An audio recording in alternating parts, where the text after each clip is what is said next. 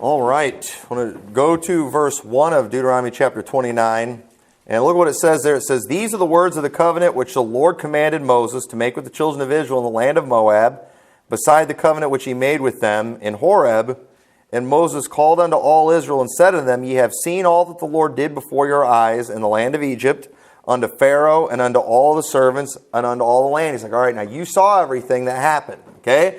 And then he said, "The great temptation which thine eyes have seen, the signs and those great miracles." You guys saw all these things, okay? And then in verse 4, he says, "Yet the Lord hath not given you an heart to perceive, and eyes to see, and ears to hear unto this day." So think about all the things that the children of Israel saw when they came out of Egypt. Think about all the things they saw those 40 years in the wilderness. And here we are in Deuteronomy. They're just about to cross over to Jordan. But notice how, God mentions that God didn't give you a heart to perceive. He didn't give them ears to hear, eyes to see. All right, and then jump to verse 29.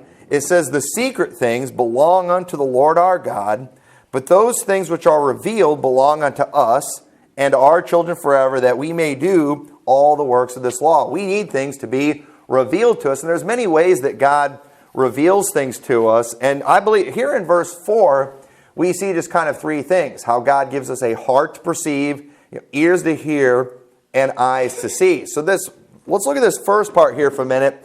This heart to perceive, all right? And what does that word perceive mean? And to perceive, it means to have knowledge or receive impressions of external objects through the medium or instrumentality of the senses or bodily organs, as to perceive light or color, to perceive the cold or ice, or the taste of honey. So in other words, to perceive something, it's basically to just, really have a full understanding, and to, and to have a real confidence in it. All right. I mean, have you ever maybe been told something and something just seemed off? It didn't seem right. You didn't perceive the truth was being told. Something felt wrong. Okay. And so what I want to talk about tonight, we're going to look at a couple other definitions of words here in a minute. I want to talk about, should we follow our instincts with people? All right. How many of you have ever just felt like something was wrong before? Maybe you met somebody. I feel like something's wrong.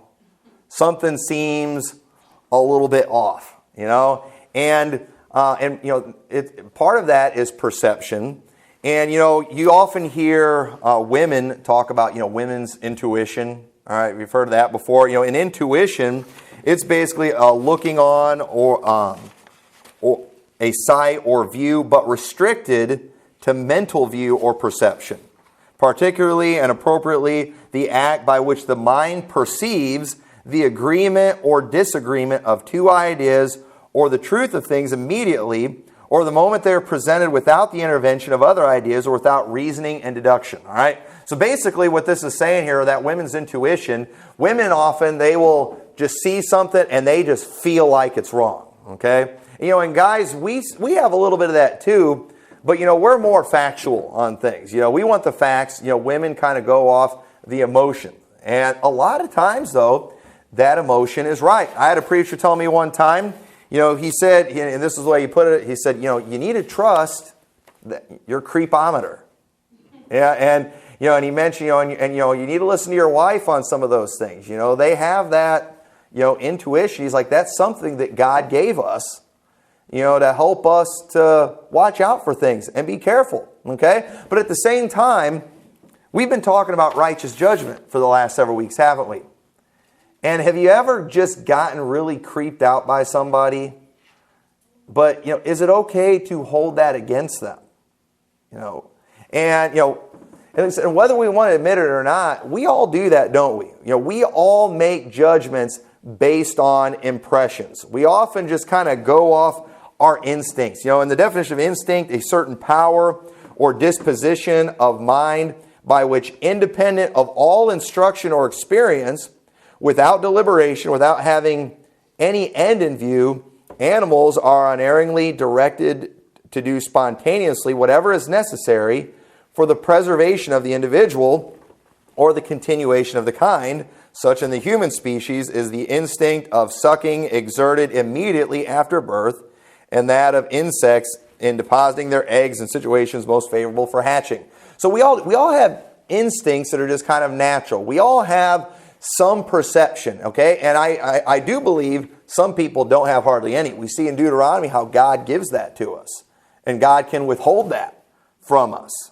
But at the same time, what do we do whenever we get creeped out? We've been creeped out here before. Y'all remember when the one guy came that everybody's gaydar was going off, And it was just like, what do we do? You can't just throw somebody out because you're creeped out by them, right? But at the same time, okay, what if we're right? And in that case, we were right, when it came to him. And thankfully, we got rid of him real easy. I just had one little thing against homosexuals, and he was gone, and we never saw him again. But would it have been appropriate for us when he introduced himself in church for me to just been like, my instincts are telling me to throw you out? What if I'd have been wrong? That'd have been terrible. We can't do that with somebody. But but how many of us have ever been creeped out by somebody and we allowed that feeling to dictate, how we felt about them, whether or not we would do business with them? Okay, I've done that before. Okay, I've gone into stores before, looking at products, and I was at a Walmart one time looking at a product, and the guy came up to me. Just flaming, and he had all these pins on him, gay pride, gay this, gay that. Without saying goodbye, without saying farewell, I turned around and I walked away, right in the middle of his sentence. All right, total discrimination right there. All right, I'm allowed to do that as a customer. I think. I don't think they've made that illegal yet, but I don't know. They might. But but what about in that case was obvious. The guy was wearing it all over his vest. All right, but what about when it's just your instincts, your intuition? What if we misjudge someone? Are we asking for trouble? Is God going to be mad at us? What if some guy wants to date your daughter and you're getting the pervert vibe from him? You ever got the pervert vibe from somebody? Okay? And we're just convinced that guy's a pervert, But should we call the cops on him? Just because we're getting that vibe? And whether we admit it or not, we all do this. And we've all gotten bad impressions from people. It's affected how we treated them. And, if I may speak from man's wisdom for a second, I will say that you should pay attention to things like that. I think you should pay attention to your creepometer when it goes off, I think you should listen to your wife and her women's intuition. I think we'd all agree it's foolish to just ignore those things, and just not even care or not even worry about it. So, perception, all right, it's basically... We see here in Deuteronomy, says, yea, the Lord hath not given you an heart to perceive. Perception, really, it's following the heart. Now, that's going to scare you because you all know how I feel about following the heart. We all know what Jeremiah says about, Jeremiah 17:9, the heart is deceitful above all and desperately wicked. Who can know it? So, how does this work? How do we follow the heart? So y'all ever just sit and just ponder on these things and think about these things, And it's something I've been thinking about for a while, and I've been doing some study on it. But let me show you a few things from the Bible, because the first thing we need to do, if we're going to follow our instincts, all right, and have righteous judgment at the same time, because I could tell you plenty of times that I have met people, I have been disturbed by something, but it wasn't enough that I'm going to just go and bring the hammer down on somebody. But then later, after, I ended up finding out, man, I was right. My first impression was right. Your first impression usually is right on things. And so look at Mark chapter 8 and verse 17. So the first thing you got to do, if you want to make sure you judge righteously when it comes to following your instincts, is you've got to make sure your heart's right with God. Because notice here in Deuteronomy chapter 29, God said He didn't give them a heart to perceive. Okay? If it's God that gives it, if it's the secret things that belong to God, We need to ask Him to give us those things. We live in a world that's full of perverts, it's full of liars, it's full of false prophets. There's deceivers all over the place. And I don't know about you, I don't want to be led astray by these people. I don't want to be deceived. So I need the Lord to give me that perceptive heart.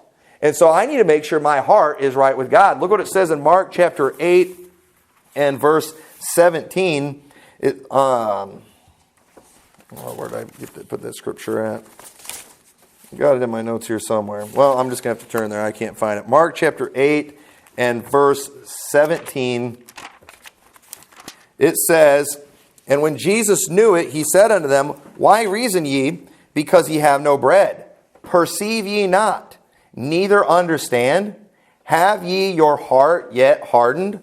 Having eyes ye see not, and having ears ye hear not, and do ye not remember?" And then he brings up when he break the 5 loaves, okay? But he's telling them, can you all not get what's going on here? How is it that you all are missing the message? How is it that you're not able to perceive this? Is something wrong with your heart? How is it that you can't see? How is it that you can't hear? Something is wrong with you spiritually. The fact that you're in this situation and you don't know what to do, you don't know what the message is because there's something wrong. And many times, have you ever seen that person, maybe that woman that enters a relationship and you're like, man, that guy is a creep. What is wrong with her? I can see right through that guy. I can see that he's bad news. Why can't she see it? Or why can't he see it if it's some girl that's bad news? Whenever you see people that are listening to certain preachers, it's like, how does anybody listen to that? You know why? It's because something's wrong with their heart. They have no perception. They don't have eyes that they can see with. They don't have ears that they can hear with. And so as a result, they end up doing a lot of stupid things that you and I, there's just some things we can't handle. Okay? Most of us, if we go and we went to a church and the guy's preaching, you got to be baptized to go to heaven, which I've been there before, it bothers you greatly. How many of you have ever been in a service before and you heard some preaching and you're just like, man, something's just feeling wrong in my gizzard. All right, there's something, and it mentions that in the definition perception. It talks about the bodily organs. It's like, this just doesn't feel right. This makes my stomach hurt. This brings my heart pain. It's like you literally can feel something is wrong with the message. You ever been there before? Well, that's a real thing. That's something that God has put inside of us. But at the same time, we have to be careful because Jeremiah 17 says, the heart is deceitful, above all and desperately wicked. Who can know it? So if I'm going to perceive, that is kind of following the heart. So how do I know when to do it? Because my heart is deceitful and desperately wicked. And so as Christians, we've got to learn to follow the leading of the Holy Spirit. Okay? But at the same time, I'm going to show you there are times, and here's how you can tell the difference. I'm going to show you how to tell the difference of when to follow the heart and when not to follow the heart. Because there are times that we should. Okay? And so, because lost people often make good judgments through perception, because God has given us some natural instincts that are good. Okay? Turn to Proverbs chapter 1. Turn over to Proverbs chapter 1. Let me show you a few verses there. Proverbs chapter 1. See, because, it mentioned in that one definition, even animals, they have natural instincts. And what are those natural instincts there for? They're there for self-preservation, okay? All of us in here today, if we were to stand at the edge of a cliff, we're not going to jump off, okay? Most of us probably couldn't make ourselves do it. Think about how easy it is, physically speaking, to kill yourself. All you'd have to do tonight when you're driving home is just pull your car into oncoming traffic. You know how much effort it takes to do that? But do you think you could do it? No. Not unless something is very, very wrong. I think a lot of stuff with suicide is demonic. That's another thing for another day. But Proverbs 1:1 says, the Proverbs of Solomon, the son of David, king of Israel, to know wisdom and instruction, to perceive the words of understanding, to receive the instruction of wisdom, justice, and judgment, and equity, to give subtlety to the simple, and to the young men knowledge and discretion. wisdom, it helps us to perceive things. It helps us perceive what's right and wrong. And something that God has put in us that is in our body is a survival instinct. And there are many instincts that we have as people that are good. Okay, for example, it is completely natural and it is completely normal for you to protect those that you love. Okay, have you ever, mom, some of the things that a mom will do for her kid, okay, that aren't really safe. I remember one time we were leaving a restaurant and our kids were real little then. I was carrying like 2 kids. I had a car seat in one hand. I remember there was another lady leaving the store too. Same thing. And she was leaving the restaurant. She had she was holding a car seat in one hand and she's kind of holding the hand of another kid. Well, all of a sudden she let go of that kid for a second and the kid just bolted for the road. That mom immediately puts down the car seat and runs out in the middle of the road. Didn't even look for traffic that was coming. And cars were driving by pretty fast on that road. She didn't even look to see if any cars were coming. You know what? Her kid was running out in the road. And then she went and she ran out in the middle of the road, grabbed the kid by one arm, lifted him in the air with one arm, and spanked him as she is pulling him out of the road.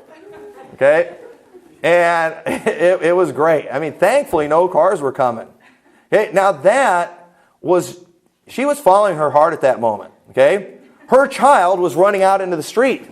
Her child is stupid, and her child needs to get spanked because getting hit by a car hurts way worse than getting spanked by mom.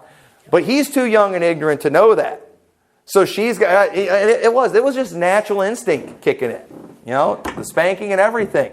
Okay? That is what parents do. Moms, they'll fight men if they have to protect their child. I saw a video one time where a guy tried to steal a car in a gas station and there was a baby in the car seat and the mom jumps up on the hood of the car. What's she going to do when the guy's driving off?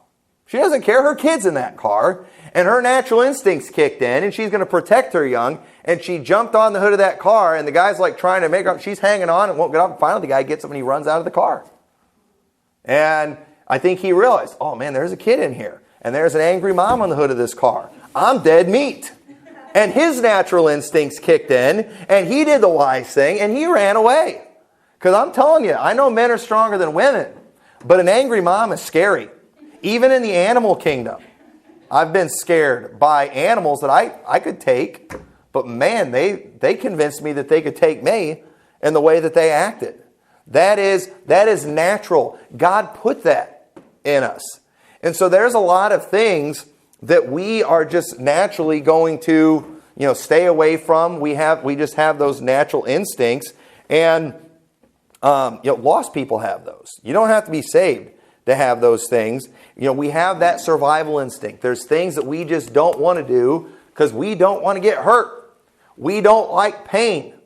And your heart is going to tell you not to do certain things. It's going to tell you not to jump off the cliff and to do some of the crazy things that people do when they're drunk, when they're on drugs. Okay?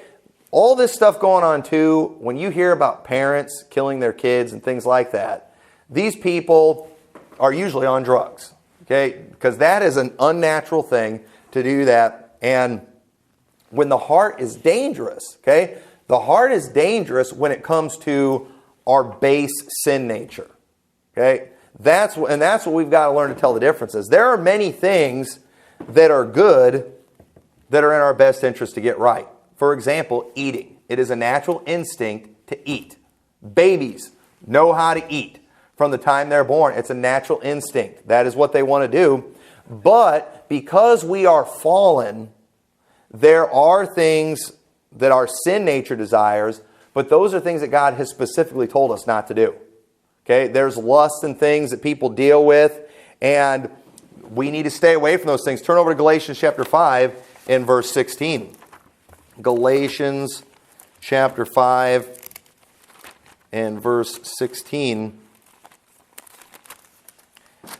It says, "This I say then, walk in the Spirit, and ye shall not fulfill the lust of the flesh." Okay? These are these bad things that will bring us harm.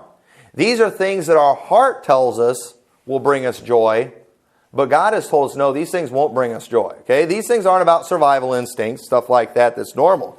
And then it says, for the flesh lusteth against the spirit against the flesh, and these are contrary the one to the other, so that ye cannot do the things that ye would, but if ye be led of the Spirit, ye are not under the law. Now the works of the flesh are manifest, which are these: adultery, fornication, uncleanness, lasciviousness, idolatry, witchcraft, hatred, variance, emulations, wrath, strife, seditions, heresies, envyings, murders, drunkenness, revelings, and such like, of which I tell you before, as I have told you in time past, that they which do such things shall not inherit the kingdom of God. Okay, all of those things, we're not going to go through each one of them. These are things that we have to tell ourselves not to do.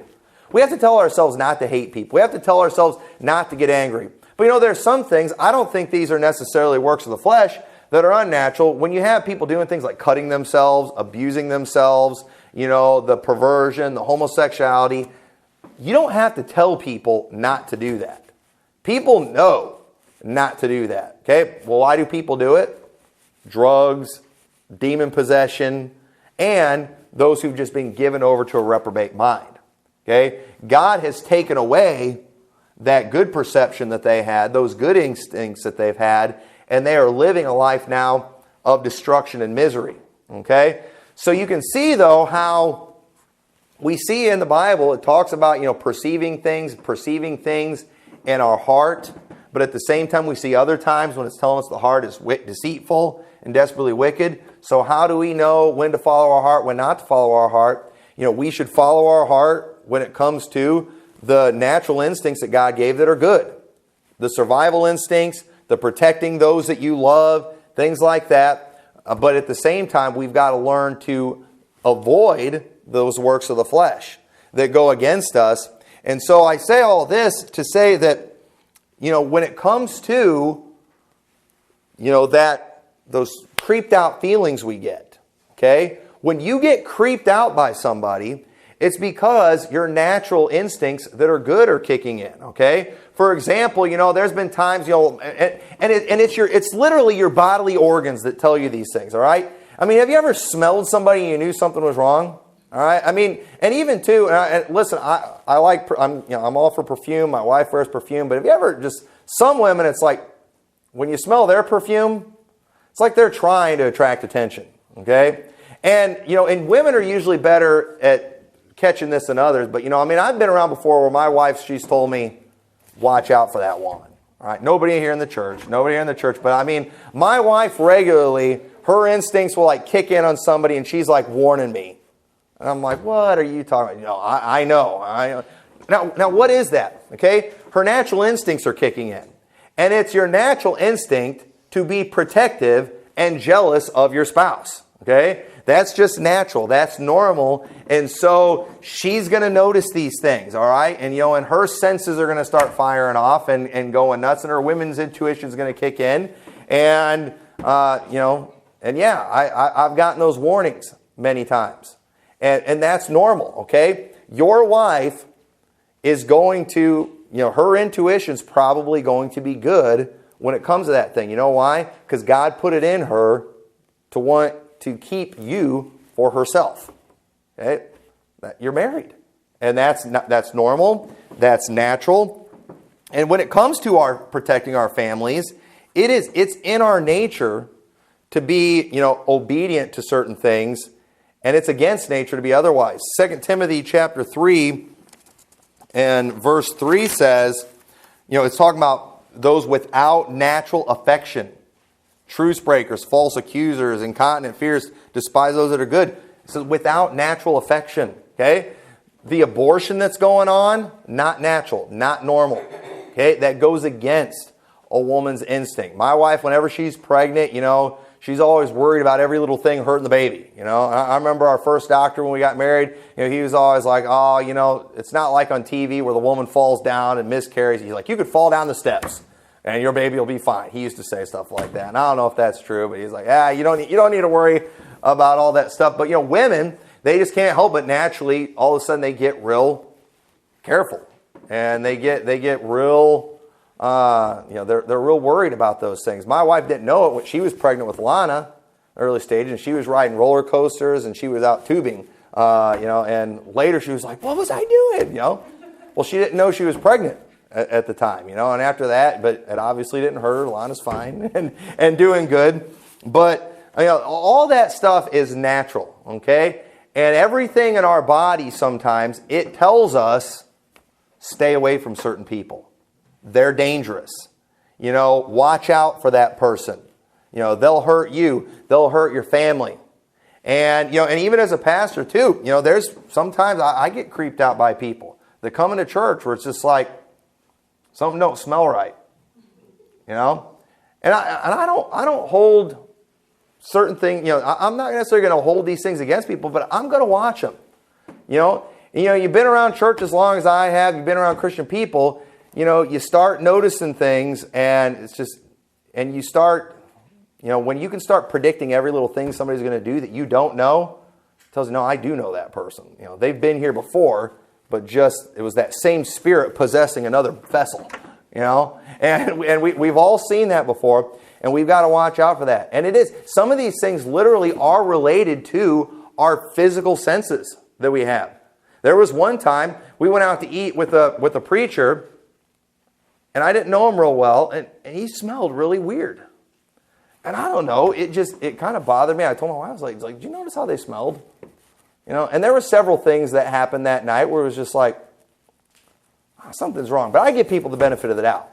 Well, later it turned out, there was something really wrong. there was something really wrong. But, now, am I going to just say, "You stink, I don't want to have anything to do with you"? I would never do that. But let me tell you something. I was paying attention. Why? Why would you hold that against somebody? Why would you be nervous of somebody just because they smell funny? I don't know. I guess I just think a pastor ought to have some character. And you ought to have enough character to, clean yourself up a little bit. And I don't even know what it was it smelled like. It was really weird. And but you've all been there before. Something doesn't smell right. Something's fishy here. Things just aren't adding up. And there's people out there, there's professionals, there's profilers and things. They know how to identify things. They can look at somebody's clothing and tell you, because they're wearing this, because they're doing their hair this way or doing that, they can tell you everything about them. They know how to do it. But most of us, while we can't do that, we naturally pick up on those things, or we instinctively pick up on those things. I can't tell you, the woman was wearing this, she did her hair that way, and therefore that screams hussy, or whatever. I don't know how to do that, but at the same time, I know one when I see one. All right? Why is that? It's natural instinct, okay? And these are things that God has given us. And so we've got to ask God, if we're going to get these things right and be able to protect ourselves, God's got to give us that perceptive heart. And that means we've got to stay right with Him. That means we've got to be walking in the Spirit. And if we'll do that, He'll give us that heart, that good perception that will keep us safe. But then also we've got to make sure we use our eyes, okay? Proverbs, he mentioned their eyes to see in Deuteronomy chapter 29. Turn to Proverbs chapter 7 and verse 6. Okay, Solomon speaking here, and he says, "For at the window of my house I looked through my casement and beheld among the simple ones." How do you know he was a simple one? He was just looking. He was probably acting like an idiot. All right? This is a wise man talking here. We can spot the simple ones. "I discerned among the youths a young man void of understanding."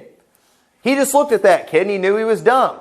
Why? He was probably dressed up like a gangbanger, probably had his hat on sideways, wearing droopy pants. All right, this guy's clearly an idiot. I don't know. I don't know what they did back then to,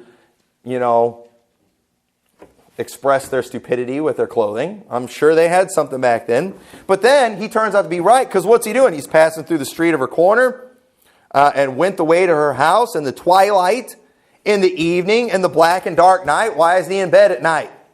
Most young guys that have some wisdom, they're working during the daytime, and so they're tired at night and they want to sleep. But this punk's been sleeping all day, been playing video games all day or whatever, and doesn't have anything better to do. So he's up at night in places that are dangerous. And guess what happens in places like that? "And behold, there met him a woman with the attire of an harlot and subtle of heart." He was able to tell by her clothing what she was. And he said, she is loud and stubborn. Her feet abide not in her house. Now is she without, now in the streets, and lieth in wait at every corner. So she caught him and kissed him, and with an impudent face said on him. And then she goes and basically seduces this guy, and he didn't even realize that he was, heading to his death. And he's looking at this, and he sees it a mile off. He sees this, and he's saying specifically what he's physically seeing. But what he was physically seeing was no different what that young man was physically seeing. But you know what? He saw even more, didn't he? He saw the future. He saw the hearts of both of them through just physical things he was looking at. And it's amazing what people can often look at, and it just goes right over their head. And part of that is because we have been conditioned and we have been trained not to judge. We are not supposed to judge anything. Judge not. Judge not. We're supposed to see with our eyes. And we're supposed to understand. And we ought to, if some guy comes to your house, dressed up like a weirdo, you don't let him near your kids. I know he's dressed like a queer, but we shouldn't judge. Yes, you should. It is natural for you to do that. It's natural for you to protect your children. And you're going to let some guy that looks like that around your kids? Don't do that, okay? Follow your instincts, okay? Your instincts are telling you, stay away from that guy, but you've got Hollywood, you've got the news media saying, how dare you think that way? Sorry, that's just human. I'm being human. I'm following my natural instincts, and our natural instincts say, stay away from perverts. Stay away from the strange women. Stay away from people like that. And people dress the way they do for a reason. Everyone dresses the way they do for a reason. And you can tell a lot about somebody by how they dress. You can often tell where someone's from by how they dress. When I was in Texas last week, as soon as we got into Texas, I saw all kinds of people in cowboy hats. You don't see a whole lot of that around here. Somebody gave me a cowboy hat when I was there, and it didn't look right on me with my Yankee clothes and my tennis shoes and things like that. It just I don't really pull off the cowboy look. All right, it's not genuine. It's not authentic. The rest of my clothing doesn't go with a cowboy hat. I look like an idiot. All right, but if I do that, and so while most of us we don't know how to articulate what someone is about by their clothing, by their hair, how they do their makeup, but those things we still have instincts, and it's going to cause certain things to rub us the wrong way. And we ought to pay attention to those things. There are some people, they've been trained. They know how to look for these things. They know how to identify it. But most of us, we just go off natural instinct and just experience. And so we're supposed to look. We're supposed to learn. Proverbs 19:25 says, smite a scorner, and the simple will beware, and reprove one that hath understanding, and he will understand knowledge. Okay, one of the reasons we're supposed to smite scorners, one of the reasons, one of the punishments they had back in the Bible times we still should have is giving people lashes. Well, why would we do that? That's kind of mean. All right, if somebody's a scorner, they're usually somebody who can't be helped. Okay, why beat up on the scorner? It's not for the scorner. It's for the simple one. So the simple person who's maybe on his way to being a scorner, he'll look at that and say, you know what? His way of life doesn't lead to pleasant places. I'm not going to follow his path. And hopefully he will see, and he will judge, and he will not do those things. And I wish we could get people back to judging again, so we would see how what our world does when it comes to marriage is failing and makes people miserable. So we would see that our world is failing, that our government is failing, that our schools are failing, that everything is failing in this country, and we would look at it and say, you know what, I don't want to have anything to do with that. But we've been taught, don't look. Don't judge. No, you need to look. You need to judge. You need to have eyes. You need to see. And you need to ask God to help you not just see things with the 20/20 vision where you know how to read the letters on a chart, but you can see what you're supposed to see. You'll be able to have some real perception and be able to understand that, you know what? I need to stay away from that because it's this type of behavior that will ruin your life. And many people, they don't have eyes to see. I can't believe how many people have been there when somebody's gotten blackout drunk and passed out drunk, and yet they will continue to drink. They've been with somebody, they've had a friend that's died of a heroin overdose or died of some kind of drug overdose, And yet they weren't smart enough to see that physically with their eyes. They physically saw it with their eyes, but yet they're going to go shoot up the next week. Why is that? You know why? Because they don't have eyes to see. God didn't give them eyes to see. And many of these people too, I'm afraid they just are reprobate. Homosexuality, you would think they would see all the AIDS, all the disease, all the suicide, all the misery. The fact that the people themselves look like freaks, and they would see that and say, I don't want this type of life. But you know what? Those people are blind. They're seeing the same thing. I don't have very good eyes, visually speaking. But I can see. I don't want to have anything to do with that. There's some of them, they might have 20/20 vision, but they can't see that that's a destructive death style, and they do, and they continue messing with that stuff, and they ruin their lives. So we should learn from other people's misery, and we ought to learn from other people's happiness. But we get deceived because most people are doing what our flesh wants to do. So we tend to see what we want. And what we must do is consider the end of a thing. But that's where we get deceived, folks. A lot of what our world is doing, it's what that base sin nature in us wants. And so we often see what we want to see. And we've got to ask God, Lord, help me to see the real thing here. Help me to just trust you. And if we would do that, we would avoid a lot of mistakes. But then finally, we need to perceive with our heart, we need to see with our eyes, and we need to hear with our ears. Now, there's a lot of people, they're not deaf, but yet they can't hear. Matthew 11, verse 13 says, For all the prophets and the law prophesied until John, and if ye will receive it, this is Elias which was for to come, and he that hath ears to hear, let him hear. All right, was Jesus here being discriminatory towards deaf people? Was he saying, all right, I want everybody to come except for those hearing impaired people? Not supposed to say deaf anymore. No, is that what he's saying? No, the people that were there, they were able to hear physically. They weren't deaf, but some of them were incapable of hearing and understanding. Why? Because they had hard hearts. Matthew 13, verse 10, And the disciples came and said unto him, Why speakest thou unto them in parables? He answered and said unto them, Because it is given to you to know the mysteries of the kingdom of heaven, but to them it is not given. For whosoever hath, to him shall be given, and he shall have more abundance. But whosoever hath not, from him shall be taken away even that he hath. Therefore speak I to them in parables, because they, seeing, see not. Okay? They have vision, but they can't see what they're supposed to see. Hearing, they hear not, neither do they understand. And in them is fulfilled the prophecy of Isaiah, which saith, By hearing ye shall hear, and shall not understand, and seeing ye shall see, and not perceive. For this people's heart is waxed gross, and their ears are dull of hearing, and their eyes they have closed, lest at any time they should see with their eyes, and hear with their ears, and should understand with the heart, and should be converted, and I should heal them. But blessed are your eyes, for they see, and your ears, for they hear. For verily I say unto you, that many prophets and righteous men have desired to see those things which ye see, and have not seen them, and to hear those things which ye hear, and have not heard them. Hear ye therefore the parable of the sower. And then he goes on to explain the parable of the sower. Well, he already told him the parable of the sower. He had already told him the parable of the sower before this, but nobody heard it. They heard his words. They knew what he said, but they didn't hear it. They didn't understand it. And so Jesus now is telling them, hear ye the parable of the sower. What's he doing? Now he's explaining it to them, so they will understand it, so they will hear it in the deeper sense.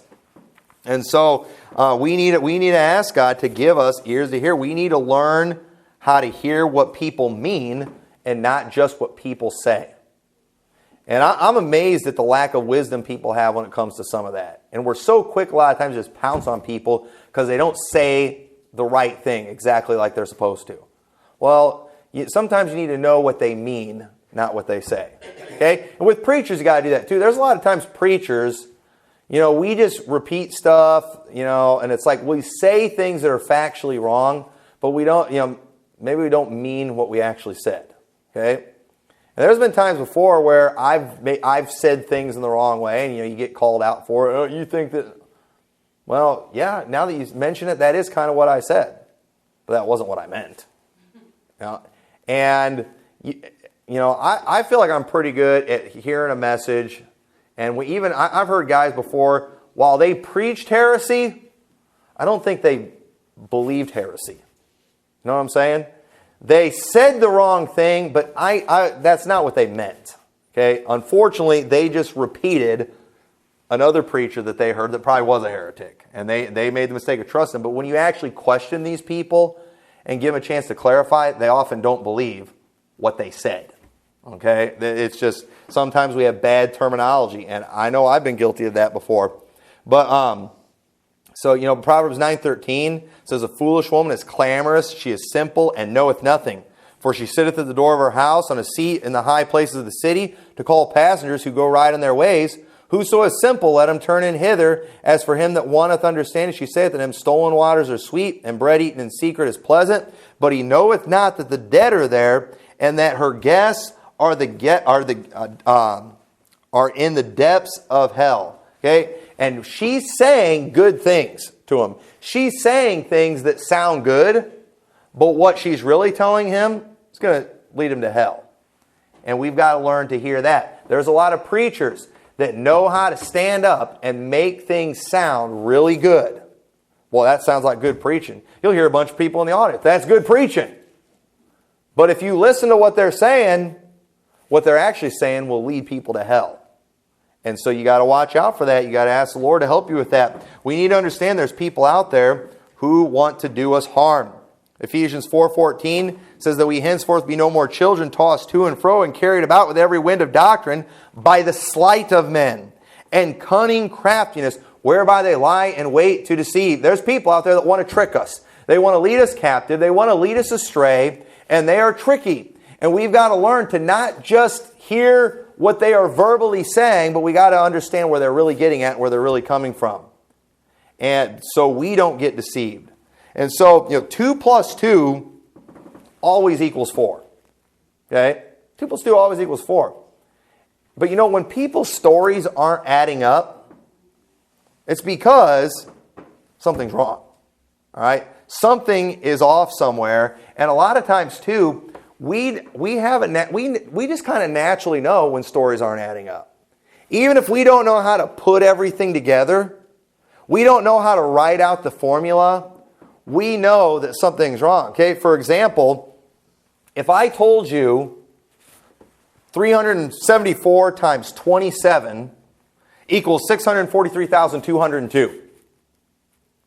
Okay? Anybody think that's right? Okay, now, probably not, right? Now, does anybody know what the answer to that is? No. But your natural instinct tells you that number is way too high. I don't know what the answer is, but I know that's not right. Okay? We just instinctively know, and I understand it's a mathematical impossibility. You might be that smart to figure it out. But some of you just instinctively, that just didn't sound right. That was too big of a number. I don't know what the answer is. And that's how it is a lot of times when people tell you their stories. Okay, I know some preachers too. I have thought about, it would be fun to just do a timeline of their life. You listen to them tell all these stories about themselves, and they've lived 50 lifetimes. They've done everything, they've been everything, they've been everywhere, and it's like, it's amazing what they've crammed into one life. And it's like, I can't prove anything you're saying is false, but I know it's not true. I can't prove you're a liar, but I know you're a liar. And it's instinct. We know it. Even though we don't know how to add it up, even though we haven't written out the timeline, even though we haven't documented the evidence, we know that something is wrong. Why? Because we're hearing. We've got some perception. We know that something's off. And so when your creepometer, your gaydar, your lie detector, when all those things go off, just real quick, some things that you should not do is don't go broadcasting your feelings, especially if it could hurt someone. Okay? If somebody comes and visits this church and your gaydar goes off, okay, don't go telling everybody in the church you think he's a queer, all right? You could really hurt that person, okay? But you know what? Go ahead and keep a closer eye on your kids. Keep your eyes open. Just watch, all right? Make sure. My gaydar has gone off before with people, not here in church, and it turned out I was dead wrong, as far as I know. No, but no. In one case in particular, I thought something is wrong. Something is really weird. There was something, and I don't want to go into the details of it, but I found out, not only was I wrong, but there was something that was a little different about this guy, but it had nothing to do with anything bad. But it just is something made it. I was wrong. I'm glad I didn't go telling people. I think, that guy's great. I'm glad I didn't do that. Don't go broadcasting that. You need to pay close attention and just be careful. We ought to always be careful. All right, always be protective of your family. Don't go. The other thing, don't go scanning people. Just let feelings come natural. All right. So, man, I want to have good perception. I want to have all these things, and just whenever somebody comes and visits the church, how do I feel? Okay, no, that's not how it works. All right, don't go scanning them. Don't do that type of thing. Remember those first impressions, okay? And they come natural. We don't always know how to explain it, but if you're just suspicious and you're checking everybody, you're going to get all mixed up. Don't do that to people. That's not fair. Practice righteous judgment. Be fair. Give people the benefit of the doubt. And, don't be afraid of getting hurt a little bit, all right? There's people out there that unfortunately they're going to lie. They want to take advantage. And, we need to be willing to put ourselves out there and let people take advantage of us. I have people all the time that call me up asking questions, people emailing me asking questions. And I don't know, some of the people are sincere that I think are just, they listen to the preaching, they want to know. But sometimes I think this person's trying to,